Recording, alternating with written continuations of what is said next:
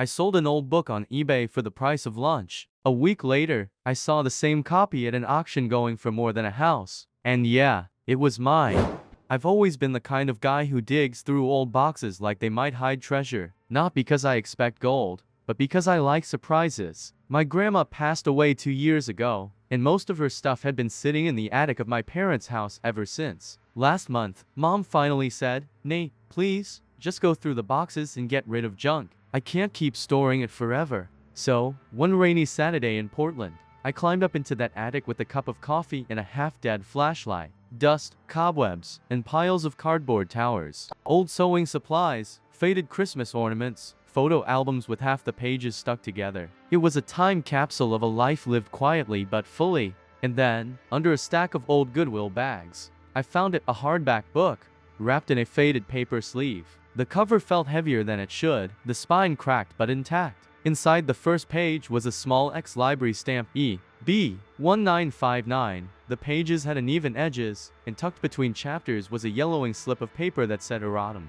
I didn't think much of it. I'm not a book collector. To me it looked like one of those random dusty novels worth, what, $5 max? Still, something about it felt older, like it had history. I snapped a couple of pictures on my phone, listed it on eBay with the generic title, "Vintage Hardback Book, Used, Somewhere." I barely even described it. Honestly, I just wanted the attic junk gone. Starting price $20, buy it now.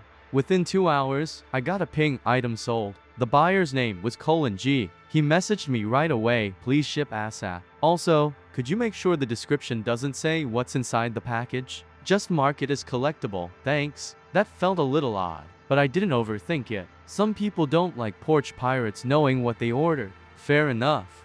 I boxed it up, slapped a label on, and sent it off. $20. Done deal. But here's the thing, when Colin messaged me again, it gave me pause. He wrote, "Just confirming, the slip inside the book was still there, right?" Wait, the slip? He meant that erratum thing I'd noticed. Why would that matter? I shrugged and replied, "Yeah, I didn't touch anything inside. It's all there." He responded with a thumbs up emoji. That was it. For a few days, I didn't think about it again. Life went on. I pulled shifts at the coffee shop, went to trivia night with friends, paid bills late like usual. The book? Forgotten. Until one evening, scrolling Twitter half asleep, I stopped cold. Someone had posted a link to a rare books auction in Seattle. The photos looked familiar. My chest tightened. I zoomed in.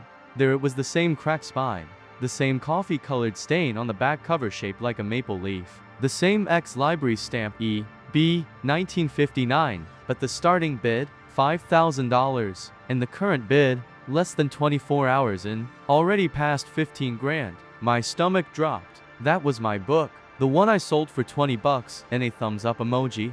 I scrolled through the listing description, first edition, annotated by the author, with original erratum slip, extremely rare provenance, annotated by the author. What the hell? I didn't even flip through the book long enough to notice handwriting. Now it was on track to sell for the price of a new car. I slammed my phone down, pacing my tiny apartment. How had I been so stupid? Why hadn't I Googled it? Why didn't I at least take a better look? Then came the flood of what ifs. Could I get it back? Was it even legal to demand a return? Or was I just screwed because I hadn't known what I had? The only thing I knew for sure was this: that little erratum slip wasn't nothing, it was everything. And the buyer, Colin, damn well knew it. The DM came at 6 in the morning, when I was still half asleep, clutching my phone like a pillow. There's still a way to settle this. Cash today. Keep quiet. Eve. I sat up, blinking. Who the hell was Eve? I didn't know anyone with those initials. My first thought was scam, but scam texts don't usually know your secrets. I reread the message at least 5 times, my pulse thumping harder with each glance. Whoever it was, they knew about the book. They knew it was worth more than I realized, and they wanted me to stay quiet. I decided not to answer, not yet. Instead, I pulled up the auction listing again. The current bid, over $25,000, and there was still a week left. The book that I'd tossed in a box, that I'd sold for lunch money, was climbing into the stratosphere. My stomach twisted. I needed answers, so I did what every millennial does when life slaps them in the face. I googled first edition book title with erratum slip value. Results poured in. Forums, rare book dealers, blogs written by people who care way too much about page edges. And every single one of them agreed, if it had annotations, if it had the erratum slip, it wasn't just rare, it was once in a lifetime rare. Some posts mentioned a copy that sold at Sotheby's a decade ago for 6 figures. My throat dried up. I grabbed my coat and drove straight to the Multnomah County Library. My buddy Jamal works in the archives there. He's the kind of guy who wears cardigans even in July, smells faintly of old paper, and loves nothing more than geeking out over provenance. When I showed him the auction photos, his jaw literally dropped. "Dude, this is insane. You had this in your attic?" "Yeah," I muttered. "And I sold it for 20 bucks. He closed his eyes like I'd confessed to a crime. "Nate, you don't understand. See these marginal notes? That's the author's handwriting. Compare it to the manuscript scans in our collection." He pulled up a digital file, zooming in. The loopy G, the sharp T, the same ink pressure. It matched. I felt sick. So it's real. It's real. And that slip, the erratum, that's proof of the earliest print run. Without it, it's valuable. With it, we're talking life-changing. Life-changing? That word echoed in my head like a gunshot. I paced the archive room, hands in my hair, but I already sold it. eBay says no take-backs. Jamal frowned. "Unless you can prove the buyer knew more than you did. Like he took advantage of you not knowing." My phone buzzed again. Another message from Eve. "Meet me today. Poyle's Books, calf section. Noon. Don't bring anyone. We can make this right." I showed Jamal. He whistled low. "Eve could be Eleanor Voss. She's a big-time dealer up in Seattle. People say she's ruthless. If she's involved, your buyer was just a middleman." A middleman. Of course. Colin never felt like a book nerd. His messages were too businesslike, too clinical. He was a proxy. I texted my sister MA, who's studying law at Portland State. She texted back in under a minute, "Nate, do not meet anyone alone. You're not stupid, right? Bring me or at least record everything." By noon, I was at Powell's, heart hammering. The calf was crowded, people tapping laptops, sipping lattes, browsing shelves. Normal life. And then, at a corner table, a woman waved me over. Tall, in her 40s, dark hair pulled back into a bun, sharp glasses, sharper smile. A leather briefcase sat on the chair beside her. She radiated confidence, the kind that makes you feel like you're already losing before you sit down. "Nate," she said smoothly. "I'm Eleanor. Thank you for coming." I slid into the chair across from her, wary. "Who are you exactly?" She tapped the briefcase. "I deal in rare books. Let's not waste time. You undervalued what you had. That happens, but now you're in a tricky position. You can fight, or you can walk away with something." She opened the briefcase just enough for me to glimpse stacks of cash. My throat tightened. $5,000, she said, like it was pocket change. "You take this, sign an NDA, and we forget about the book. Or you keep chasing, and you'll end up with nothing but legal bills." I stared at the money. $5,000. That was more than I'd ever had in my checking account at once. Rent, debts, maybe even a small vacation. All from one signature.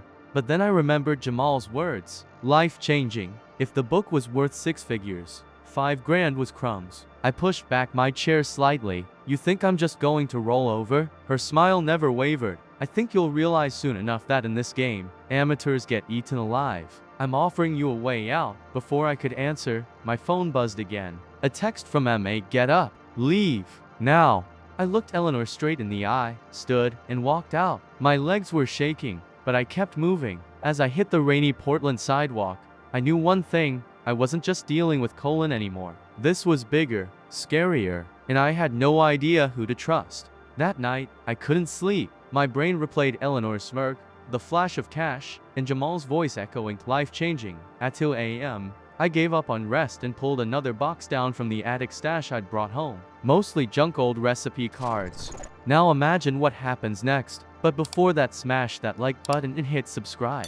Cause the craziest part is just getting started. Church bulletins, Polaroids curling at the edges. But halfway through, something stopped me cold. It was a faded black and white photograph of my grandmother, maybe in her 20s, sitting on the porch of her old Beaverton house. In her lap, the book. That book. You could see the same cracked spine, the same cover design, even the faint erratum slip poking out. And inside the back cover, where the photo had curled just enough, I saw handwriting bolder than the marginal notes. A dedication. The photo was too grainy to make it all out, but I could read a few words to Emma with gratitude. Emma, my grandma's name. I froze. The room suddenly to quiet. This wasn't just a collectible. This was hers. A piece of her life, her history, her circle. The weight of what I'd sold hit me like a sucker punch. I hadn't just underpriced a rare book. I'd given away a piece of my family's story. By morning, I was back in Jamal's archive office, slamming the photo onto his desk. He squinted at it, then looked at me like I'd just handed him the Dead Sea Scrolls.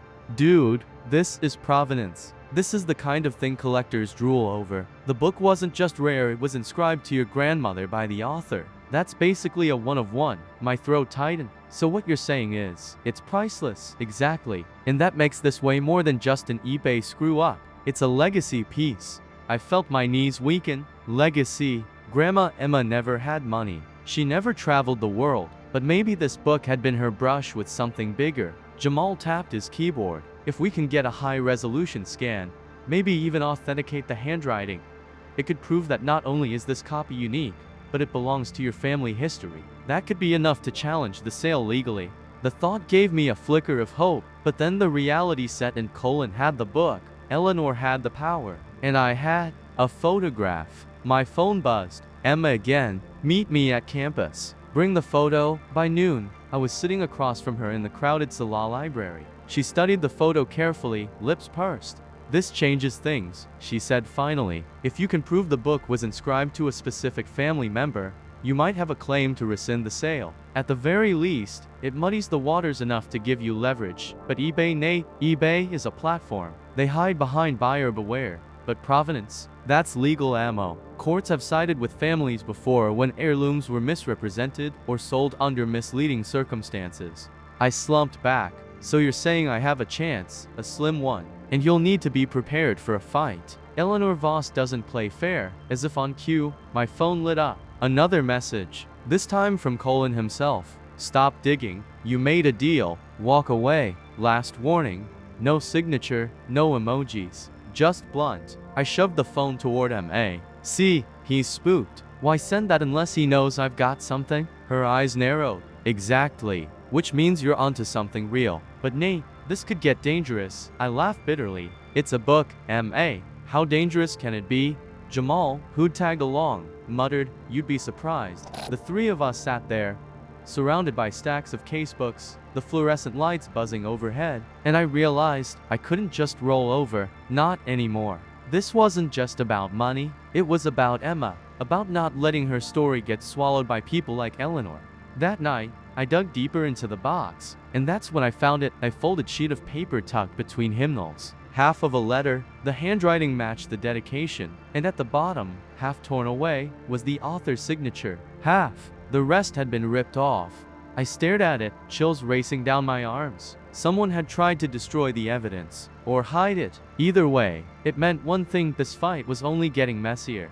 The package was sitting on my porch like a snake in a showbox. Plain brown wrapping, no return address, my name scribbled in black marker. For a full minute, I just stared at it, half expecting it to hiss. Finally, I grabbed scissors and cut it open. Inside was a sealed envelope. I tore it open and froze. It was the missing half of the letter, the torn piece that carried the rest of the author's signature. The edges matched perfectly with the fragment I already had. When I held them together, the name was clear, unmistakable. This wasn't just an annotated book. It was signed, personally, and tucked in with the paper was a small note on yellow stationery.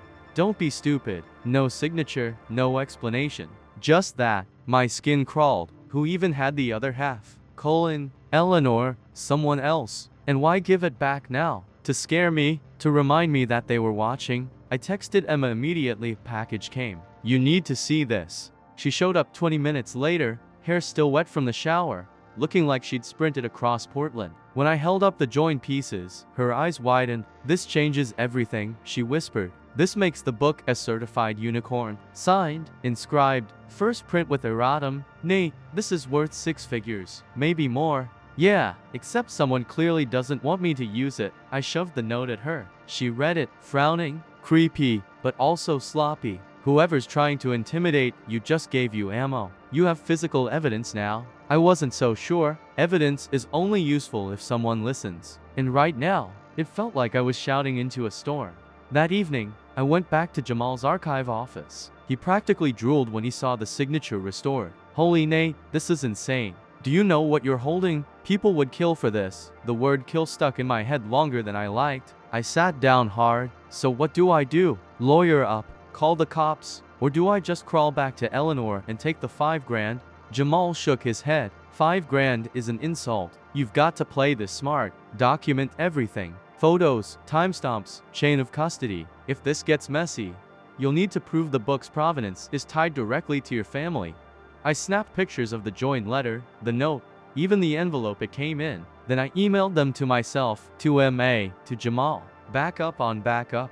But the unease didn't go away. Someone had been close enough to my house to leave a package without me noticing. Someone who knew where I lived, what I had, and what I was trying to do. That night, sleep was impossible. I sat by the window, watching headlights pass, every sound amplified. My brain chewed on the question, why give me the missing half now? The answer came like a gut punch. Maybe they weren't just scaring me. Maybe they wanted me to realize I wasn't in control. They were. The next morning, I woke to another message. This time from Eleanor herself. Congratulations on finding the letter. I'll make you a final offer of 10,000 cash. Meet me. Don't bring your sister. 10,000.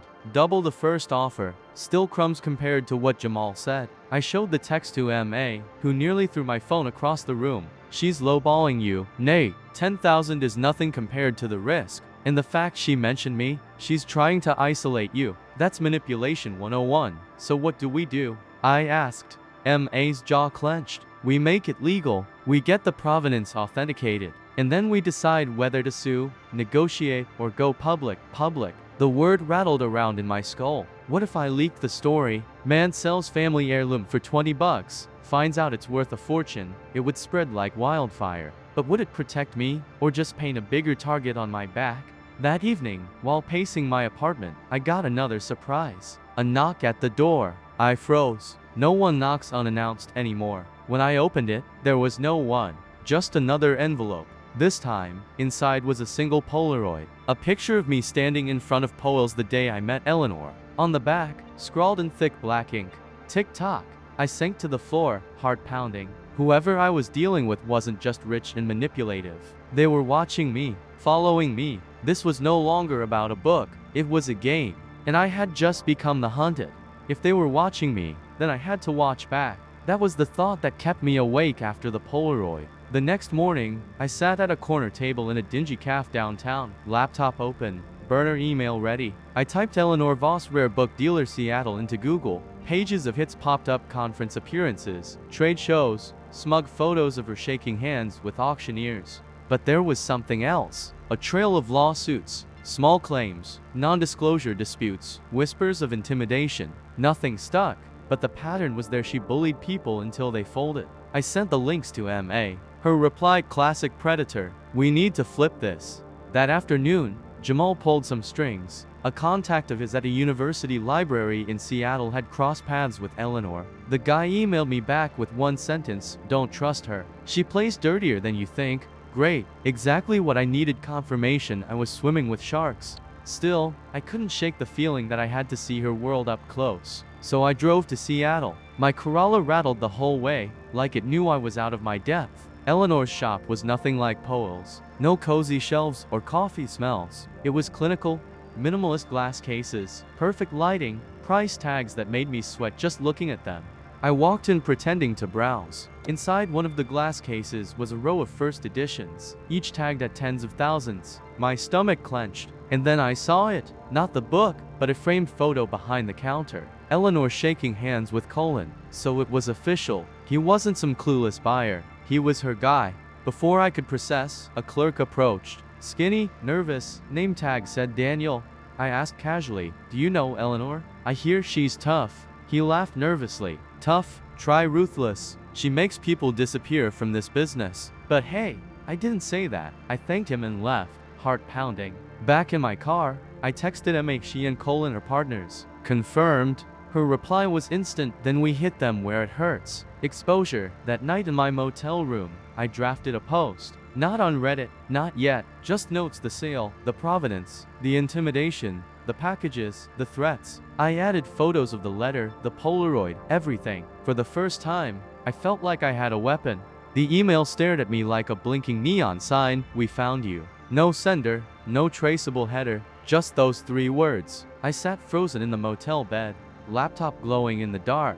My chest felt like it was caving in. They knew where I was. I slammed the laptop shut and yanked the curtain back. The parking lot looked empty, but shadows stretched along under the streetlights. My phone buzzed. A text this time. A photo. It was me, sitting in this very motel room, hunched over the laptop just minutes earlier. My heart stopped. I grabbed my bag, stuffed the letter halves, the photo of Emma, everything into it. I couldn't stay. I called M.A. She answered groggy but sharp once she heard my voice. "Nate, where are you? You sound like they're here." I hissed. "They sent me a picture." From inside, she went silent, then said, "Get out. Now, come to my place. Don't go home. Don't be predictable."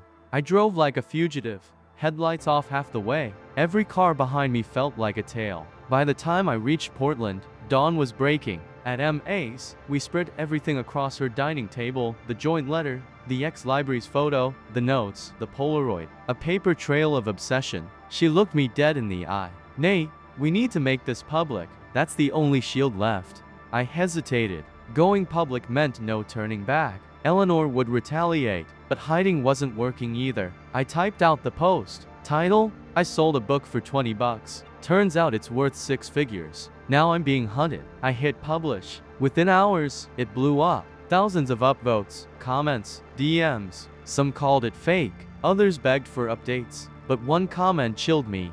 "You're poking the wrong people. They don't lose." By evening, the story hit Twitter, then blogs. My phone buzzed non-stop. And then, silence. No new threats. No packages. Nothing. It was almost worse. Because now I didn't know if I'd scared them off or if they were just waiting.